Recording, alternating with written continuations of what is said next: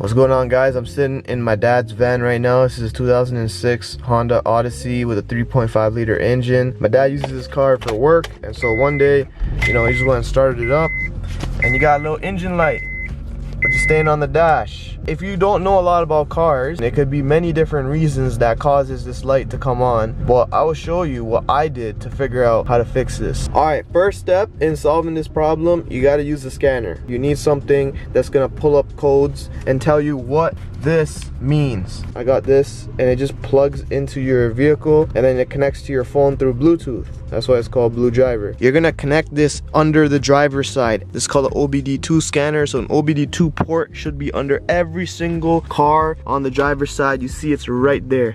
You take the scanner, and that's where you put it. That's it. See, now it's plugged. Right now the vehicle's off, the key's out of it, so I don't have the key in it. Take the key, put the key in here. 1, 2.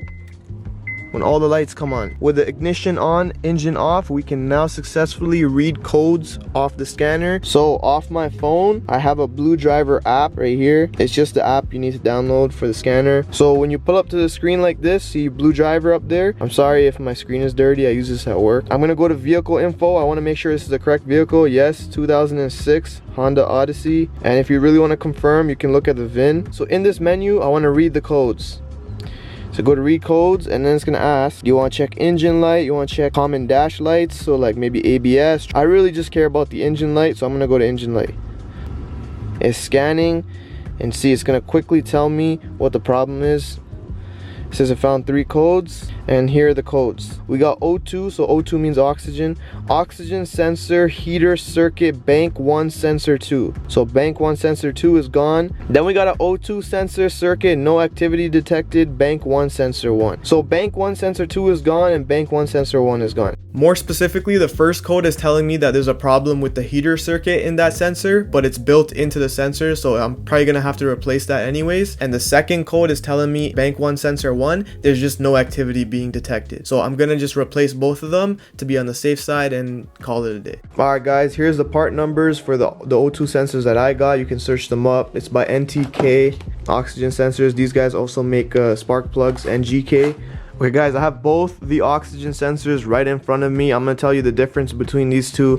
You see the sensor when it connects in, you see how that looks, and you see how this one looks. They're different. So one of these is the upstream one of them is the downstream one, and based off the connections, we're gonna figure out which is which. So now we're gonna go and install these two right here, so let's get that. The first oxygen sensor I'm changing is bank 1 sensor 1. You're gonna find it at the back of the engine right here. When you peek over, you're gonna find this right here, right where the exhaust is. You're gonna see this oxygen sensor right there. That's bank 1 sensor 1. And you see where it connects, follow where it connects, and disconnect this first. So you see I just pushed down on that tab, and I split it apart. We're gonna remember that connection when we take out this O2 sensor. So this is rusted on there pretty nice. And here's some ways to take it off. You can use an O2 sensor socket. It's a specialty socket which slides over the wire. But if you guys don't have that, you can do what I do here. I just snip the wires because I know I'm replacing this anyways. You only snip this if you know you have to replace it. I use a 7/8 socket with an extension and a breaker bar to break this free first. It's gonna be on there nice and tight. And then I can just use a ratchet and get it out. And if this thing still didn't move and you use this method, you're gonna have to use heat like a torch and torch up this oxygen sensor to take it out. Yes, sir. Finally. Oh my god.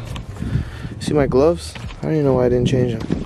So now you're gonna match up the connection that matches up the O2 sensor you just took out. And this is the one we're going to replace. So don't mix this up. And now we're gonna install bank 1 sensor 1.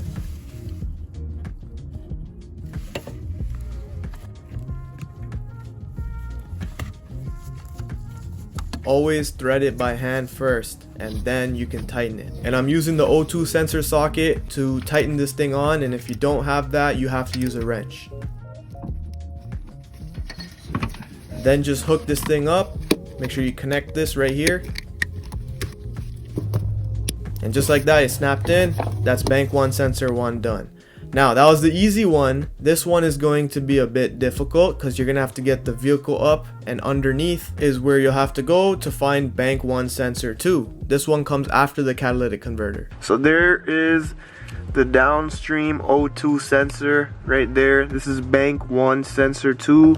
You see it goes, that yellow wire goes up there, and it connects up there. So it's pretty much the same thing in terms of how you do this sensor. You're just disconnecting it. This is the location. It's right by the axle. So if you have a hard time finding this, just look where the axle is in the middle and you'll see this sensor. So I'm gonna cut the wire.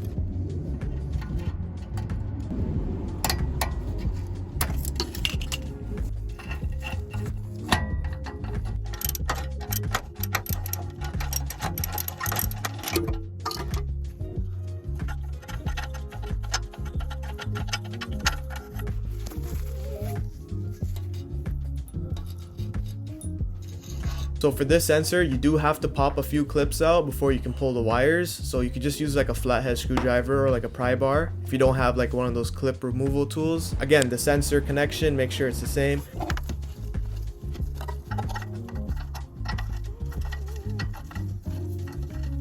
The O2 sensor socket comes in really handy here, otherwise you'd have to use a wrench, and this area would be kind of difficult to tighten this with a wrench.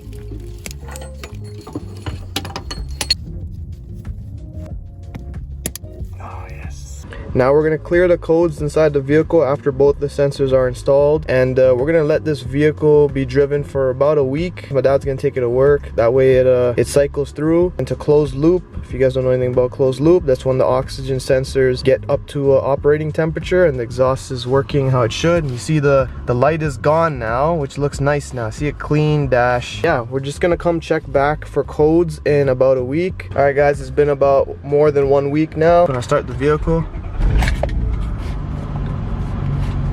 No check engine light. I'm just gonna ignore that. That's just for the door. But the check engine light is gone. And even if I scan this for codes, check engine light codes,